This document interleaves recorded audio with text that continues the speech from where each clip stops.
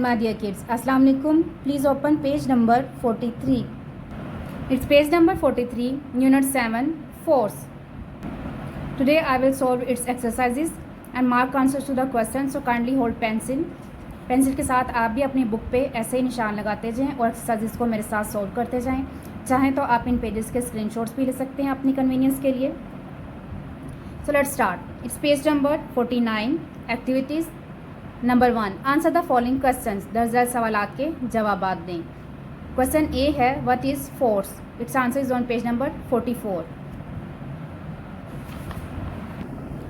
Question 1 का answer है page number 44 पे, ए पुश और a pull is called a force. तो क्वेश्चन ए का आंसर है, किसी भी चीज़ को धकेलना या खींचने का जो अमल है उसे फोर्स कहते हैं। Question B is what is work? काम क्या है? Its answer is on page number 45। Page number 45 पे क्वेश्चन बी का आंसर है, if we want to move something we push और pull it. When an object is moved some distance we call it work।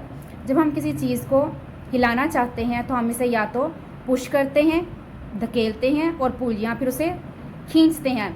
When an object is moved some distance, तो हमारे push करने या पुल करने से जब कोई चीज़ कुछ फासला तय करती है तो हम उसे वर्क कहते हैं। मसलन एक आपने टॉय कार ली, बच्चों की जो खिलौना कार है, उसको जब आप हिलाना चाहते हैं, मूव करवाना चाहते हैं तो आप उसे पुश करते हैं, धकेलते हैं, पुल करते हैं आप। और अगर उसे आप अपनी तरफ खींचना चाहते हैं तो आप उसे पुश करते हैं। तो क्या होता है कि गाड़ी थोड़ा सा डिफरेंट डिस्टेंस जो है वो तय करती है। तो इसे हम क्या कहते हैं? वर्क। जब हम किसी चीज़ पे प्रेशर लगाते हैं, कुव्वत लगाते हैं, फोर्स लगाते हैं और वो चीज़ एक जगह से दूसरी जगह मूव करती है, कुछ फासला तय करती है, तो उसे वर्क कहते हैं। Question C is what is gravity? Gravity या कशीय शकल क्या है? Its answer is on page number 46। Question C का आंसर है पेज नंबर 46 पे, the force which pulls objects towards the earth is called gravity. वो कुव्वत या वो फोर्स जिसकी मदद से ऑब्जेक्ट्स जो हैं वो ज़मीन की तरफ कशिश करते हैं, ज़मीन की तरफ आते हैं, या वो कुव्वत जिसकी मदद से ज़मीन ऑब्जेक्ट्स को अपनी तरफ खींचती है, इस ताकत को ग्रेविटी कहते हैं, कशिश शकल कहती हैं। जब भी आप कोई चीज़, इवन कि अगर जब आप बॉल हवा में फेंकते हैं तो वो वापस ज़मीन की तरफ आता है। ज़मीन की तरफ क्यों आता है? क्योंकि ज़मीन में जो है ख़ास किस्म की फ़ोर्स होती है जिसे फोर्स ऑफ ग्रेविटी कहते हैं। इस कशिश की मदद से, इस फोर्स ऑफ ग्रेविटी की मदद से ज़मीन जो है हर चीज़ को अपनी तरफ खींचती है।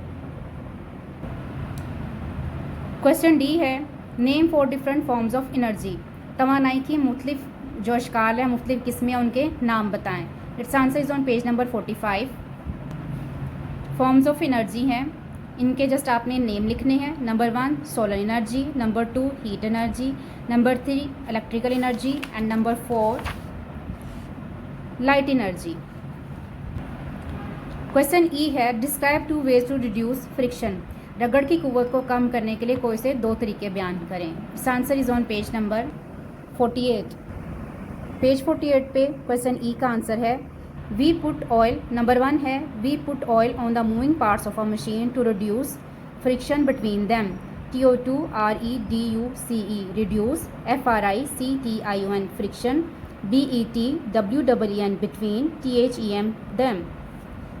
हम मशीन के चलते हुए पुर्ज़ों में ऑयल का इस्तेमाल करते हैं, ऑयल डालते हैं ताकि जो मुख्तलिफ पुर्ज़े हैं आपस में रगड़ ना खाए या उनकी रगड़ की कुव्वत जो है वो कम हो जाए, ताकि जो पुर्ज़े हैं वो घिसे नहीं, ख़राब नहीं हो।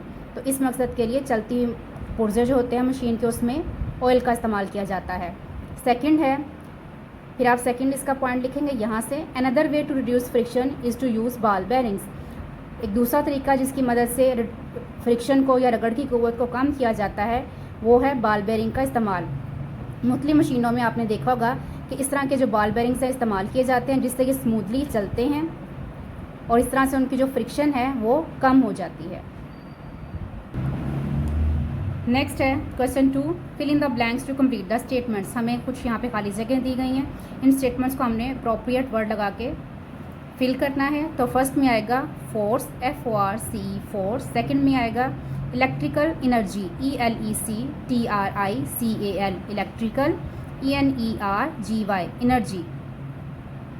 बच्चों को याद करवाने के लिए जो लॉन्ग स्पेलिंग है ने आप 2 वर्ड्स में, 2 पार्ट्स में या 3 पार्ट्स में ट्रिपल कर सकते हैं, डिवाइड कर सकते हैं। Like ELEC elect, TRI tri, electri, CL cal, electrical, energy, ENER inner, GYG energy, electrical energy. Third में आएगा सोलर, SOLAR सोलर। D में आएगा हीट, HEAT हीट। E में आएगा इलेक्ट्रिकल, ELECTRICAL इलेक्ट्रिकल। फिर आएगा F में सोलर, SOLAR सोलर। उसके बाद G में आएगा फ्रिक्शन, FRICTION फ्रिक्शन। H में आएगा फ्रिक्शन, FRICTION फ्रिक्शन। I में आएगा हॉट, HOT हॉट। J में आएगा friction, FRICTION friction. Third question है name the kind of energy that is used in, energy की जो है वो नाम बताएं, कौन सी किस्म इस्तेमाल होती है। ए फैन, फैन में होती है electrical energy, ELECTRICL electrical, ENERGY energy electrical energy. To make food in a plant, पौधों में खुराक बनाने के लिए कौन सी एनर्जी यूज़ होती है। सोलर एनर्जी यानी शमसी तवानाई, SOLAR solar, ENERGY energy solar energy. Steam boat, steam boat को चलाने के लिए कौन सी एनर्जी चाहिए। हीट एनर्जी यानी भाप की energy, HEAT heat, ENER inner, GYG energy heat energy. Page 50 पे है activity number 4, if you try to lift each bag in turn from the floor on to the table. हमारे पास ये सबसे छोटा बैग है, फिर उससे बड़ा बैग और फिर सबसे बड़ा बैग। 3 साइज़ में 3 डिफरेंट जो है वो वेट के हमारे पास बैग हैं। इनको अगर आपने उठाकर टेबल पे रखना है तो अब आपके सामने ये उन्होंने कंडीशंस रखी हैं। Which bag would need the greatest force, तो किस बैग को उठाने के लिए सबसे ज़्यादा कुव्वत ज़रूरत होगी, फोर्स की ज़रूरत होगी, तो ये है C, क्योंकि C सबसे हैवी बैग है। Which bag would need the least force, किस बैग को सबसे कम कुव्वत की ज़रूरत होगी उठाने के लिए, तो ये आएगा A, क्योंकि सबसे छोटा बैग सबसे हल्का बैग A है, A आएगा।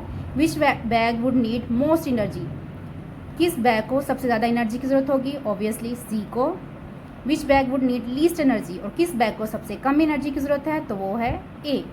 Name the kind of force that is acting on the bags, अब हमें पूछा गया है कि उस कुव्वत का बताएं जो इन तीनों बैग्स पे अमल कर रही है, जिसकी वजह से ये बैग ज़मीन पर पड़े हुए हैं, हवा में नहीं तैर रहे और ये ज़मीन पर ही स्टे किए हुए हैं। तो इसका आंसर आएगा फोर्स ऑफ ग्रेविटी, ज़मीन की कशिश या कशिश शकल। ज़मीन की कशिश की वजह से ये जो बैग्स हैं ये ज़मीन पर ही रखे हुए हैं, ये तब तक नहीं हिलेंगे, अपनी जगह तब्दील नहीं करेंगे जब तक हम इनको उठाएंगे नहीं, जब तक हम इनके ऊपर अपनी फोर्स लगा के इनको एक जगह से दूसरी जगह मूव नहीं करवाएंगे। तो ये ज़मीन पर ही पड़े रहेंगे क्योंकि ज़मीन इन्हें अपनी तरफ खींच रही है। तो ज़मीन जो अपनी तरफ खींचती है, इस खींचने की ताकत को बोलते हैं फोर्स ऑफ ग्रेविटी, या उर्दू में कहते हैं कशिश शकल। तो यहाँ आएगा FORCE force, OF of GRAVITY gravity, force of gravity. तो ये था हमारा आज का यूनिट नंबर 7, जिसकी हमने एक्सरसाइज को सॉल्व किया, क्वेश्चंस के आंसर्स आपको बताएं। अगर आप ये चाहते हैं कि इन डिफरेंट यूनिट्स के इन डिफरेंट जो टॉपिक्स हैं इनको डिटेल में डिस्कस किया जाए, इनकी उर्दू में जो है वो ट्रांसलेशन बताई जाए, उसके बाद इनको एग्जांपल्स के साथ टॉपिक को एक्सप्लेन किया जाए, तो कमेंट्स पे लाजमी बताइएगा। क्योंकि अभी पेरेंट्स की डिमांड की वजह से, क्योंकि उन्होंने अपने समर पैक सॉल्व करवाने हैं, बच्चों को लर्निंग करवानी है, तो एक्सरसाइज का ही कहा जा रहा है कि क्वेश्चन आंसर और फिलिंग द ब्लैंक्स और जो एक्टिविटीज़ हैं उन्हें सॉल्व करवा दें। अगर आप चाहते हैं कि कंप्लीट जो है डिटेल्स वो डिस्कस की जाएँ, टॉपिक्स को डिस्कस किया जाए, तो उसके लिए आप कमेंट्स में लाजमी बताइएगा। अपना बहुत ख्याल रखिएगा। हमारे चैनल को सब्सक्राइब, लाइक और शेयर करना मत भूलिएगा। अल्लाह पाक हम सब का हामी नासिर हो। अल्लाह हाफिज़।